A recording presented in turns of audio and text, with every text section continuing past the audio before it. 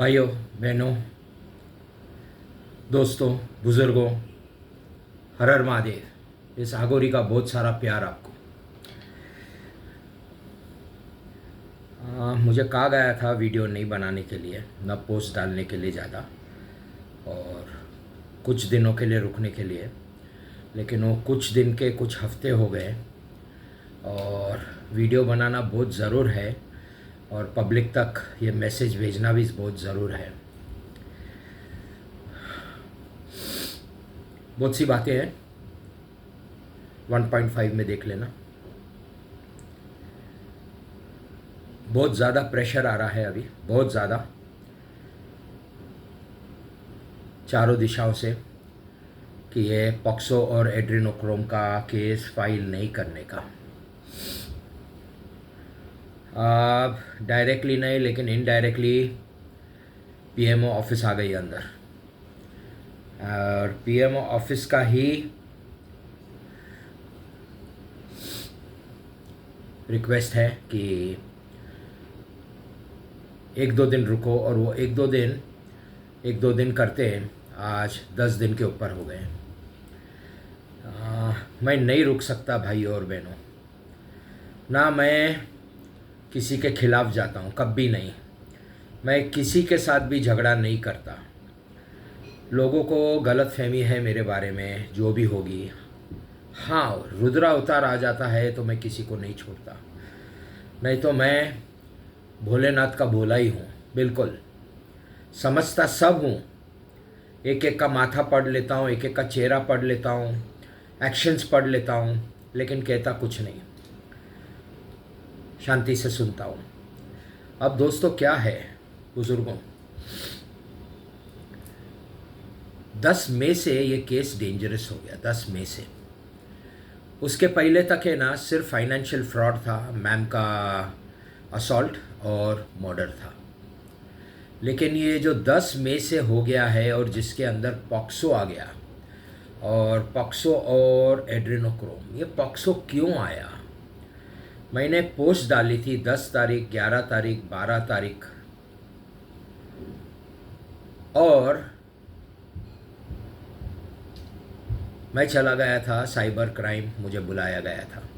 Cyber crime में उन्होंने मेरे स्क्रीनशॉट्स निकालने बोले, जो भी सौरभ गाडगिल के अगेंस्ट में मैं डाला था पोस्ट, स्क्रीनशॉट निकाल के मेरे ईमेल आईडी से, और वो चले गए साइबर क्राइम के इनबॉक्स में। कभी कभी होता है ना, बुद्धि भ्रष्ट हो जाती है, और साइकोलॉजिकल ट्रीटमेंट चाहिए थी इन लोगों को, लेकिन इन्होंने ट्रीटमेंट किया नहीं साइकोलॉजी, उन्होंने समझा नहीं मुझे। उस पोस्ट में, 3 दिन के पोस्ट में पॉक्सो के ऊपर जिक्र था।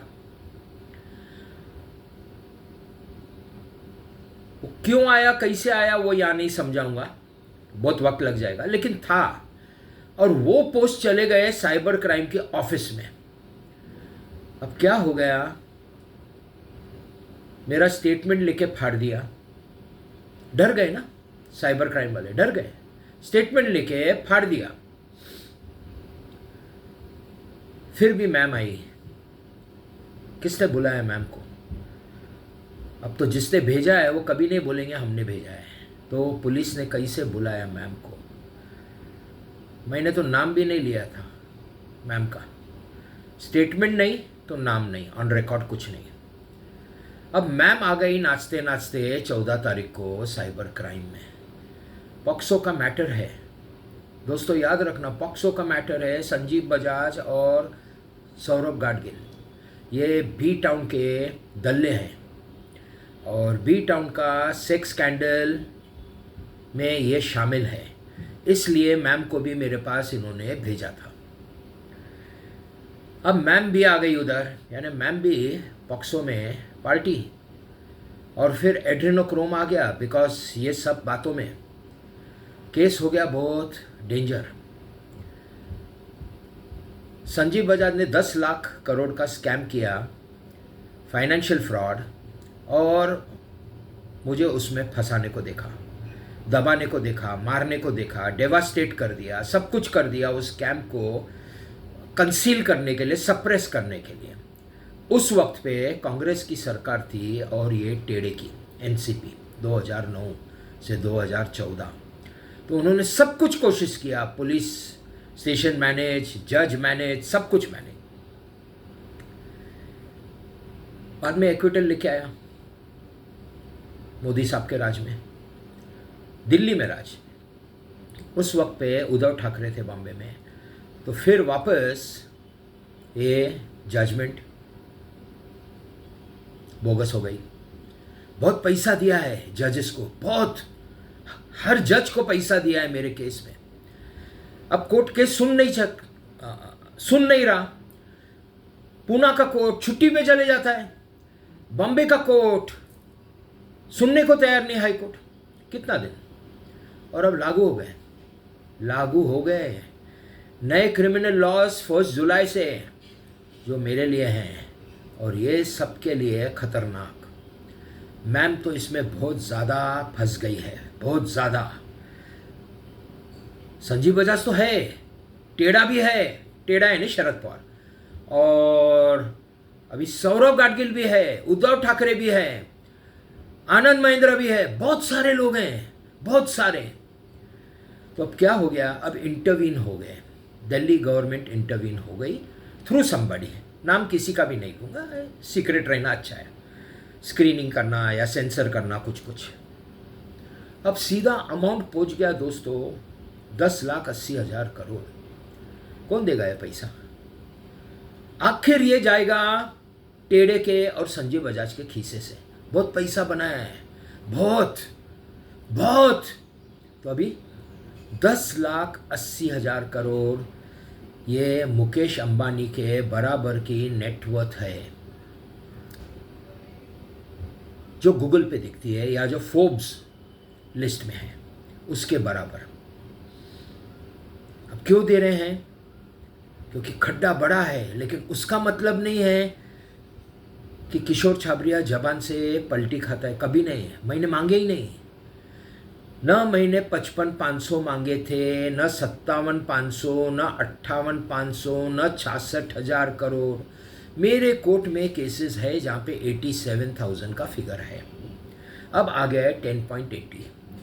और प्रॉपर्टीज़ हैं रिच कार्ल्टन, 2 बंगलो प्लॉट 15 और 16 कोरेगांव पार्क।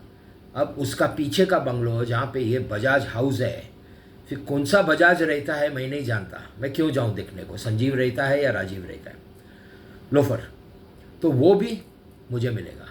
इतना भी कहा गया है संजीव बजाज और राजीव बजाज अभी कोई भी कोरेगांव पार्क में नहीं रह सकता, क्योंकि मैं उधर हूँ। और एक विला बॉम्बे, मलाबार हिल। बहुत कुछ होने वाला है दोस्तों, लेकिन कब मैं नहीं जानता। मेरे रुकने की सहन शक्ति ख़त्म हो गई है आज ही, और मैं चाहता हूँ केस चलाना, क्योंकि पैसे जिस आदमी को नहीं चाहिए, या आगोरी को अगर पैसे नहीं चाहिए और मैम भी नहीं है ना, मैम आएगी ना मैम चाहिए अभी, ये तो दोनों बात क्या है, मेरी रिक्वायरमेंट नहीं है अभी, आगोरी की कोई रिक्वायरमेंट नहीं है। तो मेरी रिक्वायरमेंट क्या है, ये जाके केस खोलूँ, ये पूरे वर्ल्ड में नंबर 1 केस है, मेरा नाम रहेगा हिस्ट्री में लिखा हुआ कि इतना बड़ा केस इस आगोरी ने खोला। लेकिन सनातन धर्म के लिए मैं कुछ भी कर सकता हूँ। मैं कट्टर शिवा भक्त हूँ, आगोरी हूँ। अब संजीव बजाज केस चलता है या नहीं चलता है दोस्तों, संजीव बजाज नष्ट हो जाएगा। क्या करेंगे मोदी गवर्नमेंट और ये इल्यूमिनाटी गैंग और अमेरिकन जायंट्स, मैं नहीं जानता, लेकिन खबर आई है कि ये ख़त्म हो जाएगा संजीव बजाज। सौरभ गाडगिल छोटा है बहुत संजीव बजाज के सामने, बहुत छोटा, लेकिन वो भी ख़त्म हो जाएगा। उद्धव ठाकरे का क्या होएगा मैं नहीं जानता। अब मैम का सवाल आता है दोस्तों, मैम का क्या होगा। मैंने बहुत कोशिश किया सितंबर 2021 से मैम को बचाने की। दोस्तों मैं भगवान नहीं हूँ, मैं महादेव नहीं हूँ, मैं उसका एक छोटा सा अंश हूँ, हम सब उसके अंश हैं। और मैं उससे बहुत मोहब्बत करता हूँ। मुझे आवाज़ आई थी मैम को बचाओ, मैंने मैम को बचाया, लेकिन आवाज़ अभी ऐसी आ रही है, मैम को बचाते बचाते तूने तो सबको बचा दिया। हाँ दोस्तों, सब बच गए। अगर ये केस नहीं चलता है, सेटलमेंट होता है, तो सब बच जाते हैं।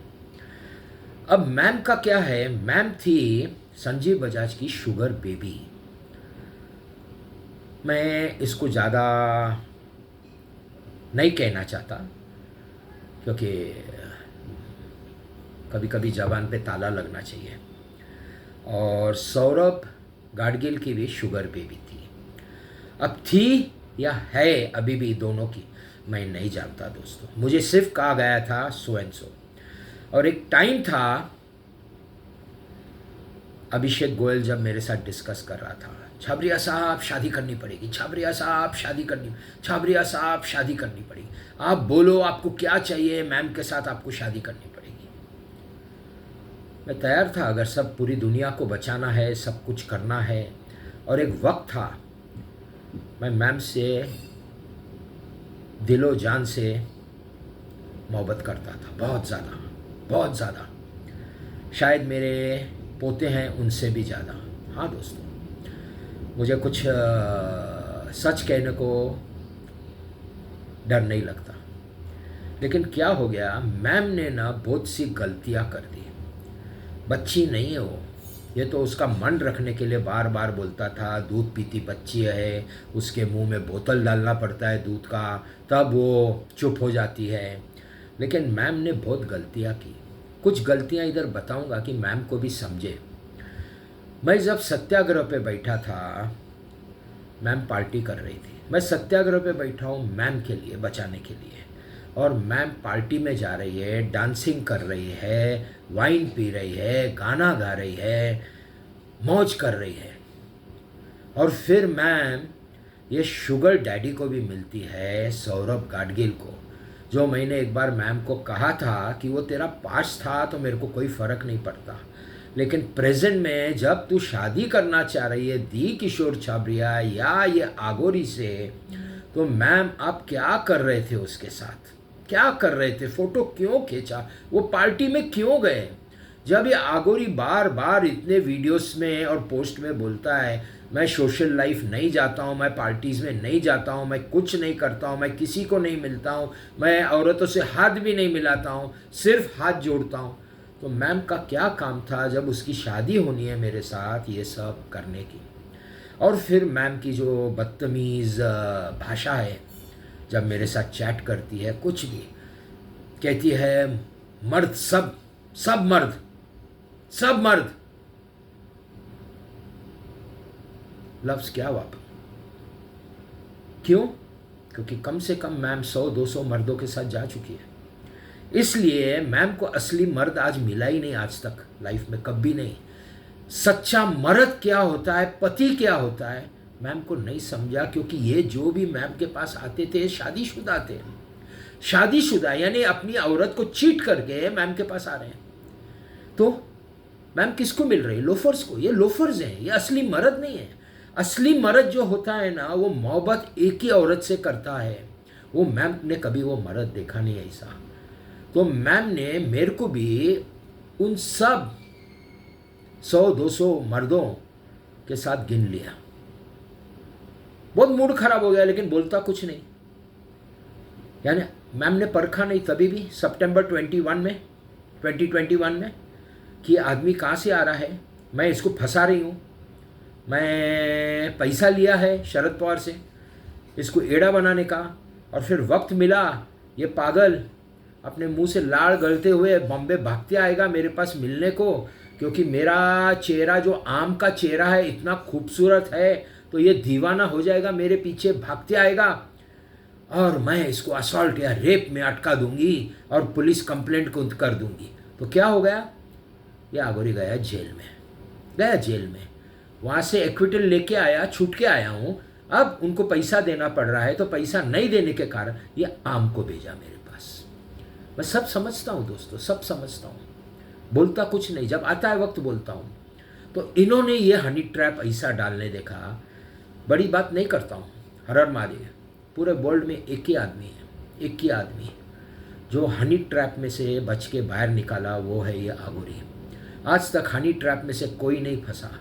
इंडिया पाकिस्तान में हनी ट्रैप्स होते हैं, वर्ल्ड के हनी ट्रैप्स होते हैं, सब ये जो लंगूर होते हैं ना, लंगूर बोलूँगा इनको, जो बंदर, ये वो आम का चेहरा देख के पागल हो जाते हैं और जो नहीं कहने वाली बात भी वो कह देते हैं। और यहाँ पे तो उल्टा हो गया, ये आम का चेहरा उन लंगूरों का, और मैंने क्या कर दिया, ये आम के चेहरे को अचार डाल दिया, मैंने खत्म कर दिया। अब उसको एलिमिनेशन से बचाया हूं। 100% मारने वाले थे, 100%। घर पे जाके मारा है, उसका खून करना था, केप टाउन ले जाना था, और उसका खून का इल्ज़ाम मेरे पे डाल देते। 66,000 देते, खून करते और मेरे पे इल्ज़ाम डालते, और फिर क्या करते, कोर्ट में जाके 66,000 करोड़ वापस ले लेते कि ये आदमी ने ये जो सब किया है वो हमको फंसाने के लिए किया है। मैं उस बातों में भी उनके नहीं आया और मैंने यहाँ हंगामा कर दिया सोशल मीडिया पे। अब लोग कहते हैं मुझे साइकोलॉजिकल ट्रीटमेंट होनी चाहिए, मेरी साइकोलॉजिकल ट्रीटमेंट। जीत के आया हूँ केस 10 साल से शरद पवार और संजीव बजाज के अगेंस्ट में, और IDBI बैंक जो सेंट्रल बैंक है, यानी सेंटर की बैंक, इनके यहाँ से एक्विटल लेके आया हूँ, जीत के आया हूँ, और मुझे साइकोलॉजिकल ट्रीटमेंट चाहिए, और वो अकेला जीत के आया हूँ बगैर लॉयर। और ये कहते हैं कि साइकोलॉजिकल, यानी मैं साइकोपैथ हूँ, राइट, यानी पागल हूँ, ये कुछ भी करता है आदमी। ये कौन लोग कहते हैं मुझे? ये चारों में से एक है जो मेरे को आते हैं मेरे सोशल मीडिया पे और मैसेज कर देते हैं। संजीव बजाज, शरद पवार, अभी सौरभ गाडगिल और मैं। अभी चारों को दिख रहा है कि हमारी बर्बादी है, चारों को दिख रहा है कि हम सर्वनाश होएगा हमारा। अभी क्या करें? अब आता हूं फाइनल पॉइंट पे। अब संजीव बजाज का तो मैंने बता दिया आपको क्या होगा। शरद पवार शर्म के कारण मर जाएगा। सौरभ गाडगिल का क्या होगा मैं नहीं जानता, खत्म हो जाएगा। मैम का क्या होगा? अब ये सेटलमेंट होगा सेंटर से। ये लोग के पास पावर नहीं है किसके पास करने की, क्योंकि अमेरिकन जायंट सेंटर के पास जा सकते हो, शरद पवार के पास नहीं आ सकते। और मेरा केस सेटल करने के लिए सेंटर का ज़रूरत है। क्यों? क्योंकि IDBI, CBI, union of India है, इनकम टैक्स है, सेल्स टैक्स है, सब है मेरे केस में इन्वॉल्व। तो सेंटर को करना पड़ेगा। तो सेंटर कब करती है, क्या करती है, मैं नहीं जानता, उसके ऊपर आ रहा हूँ। लेकिन अभी सेंटर ने प्रोटोकॉल्स बनाए और SOP बनाए हैं अपना, जो भी है उनका। अब वो डिसाइड करेंगे मैम का क्या होता है,